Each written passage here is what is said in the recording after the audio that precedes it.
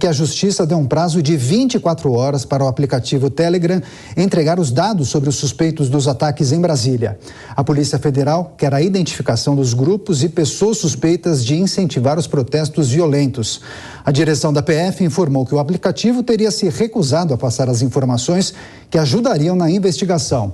Se não obedecer o prazo, o Telegram corre o risco de ter o serviço suspenso no território nacional. Agora, Nelson Kobayashi, claro, queria também a sua análise, a sua avaliação acerca desse julgamento que começou no Supremo Tribunal Federal. Ontem nós tratamos desse assunto aqui, inclusive com seu colega comentarista e advogado Cristiano Vilela, se ele entendia que esse julgamento deveria ocorrer em plenário virtual justamente por conta da importância desse evento e se ele concordava também que o Supremo Tribunal Federal é a corte adequada, já que estamos tratando, ou os ministros estão apreciando, casos relacionados a pessoas que não têm prerrogativa de foro. Então, há essa discussão na comunidade jurídica entre a necessidade de ser apreciado ou não no Supremo e também em relação ao primeiro item destacado sobre ser ou não realizado em plenário virtual. Queria te ouvir.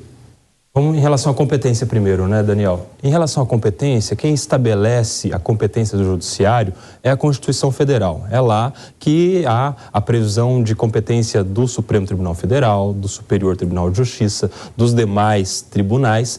E lá na Constituição Federal não há a previsão para o julgamento de casos como esses que estão sendo julgados.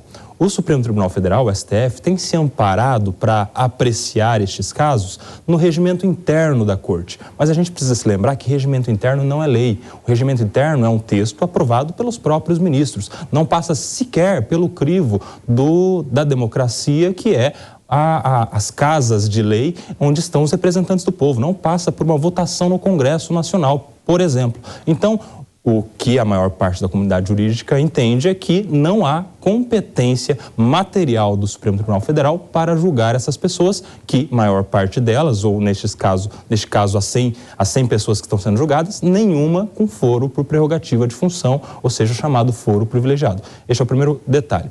Em relação o julgamento no plenário virtual, importante destacar que esse plenário virtual é um local onde nem os ministros se encontram. É uma plataforma onde são lançados os votos. Então o relator coloca lá o seu voto, o outro ministro seguinte tem acesso a esse voto. Se ele quiser concordar, ele segue o relator. Se quiser discordar, ele apresenta um voto divergente e assim por diante. Não há um encontro onde haveria um debate, como por exemplo no plenário físico ou em um plenário telepresencial, que seria uma videoconferência por Zoom, por Google Meet, por exemplo. Não há esse encontro. Então, isso é prejudicial, é uma certa mitigação do princípio da publicidade que deveria vigorar também nos julgamentos, em especial nos julgamentos de maior relevância, nos julgamentos de maior repercussão. Como é um fato que tem tamanha repercussão, que são os fatos que imputam crimes aos atos do dia 8, este julgamento deveria ser levado ao plenário físico,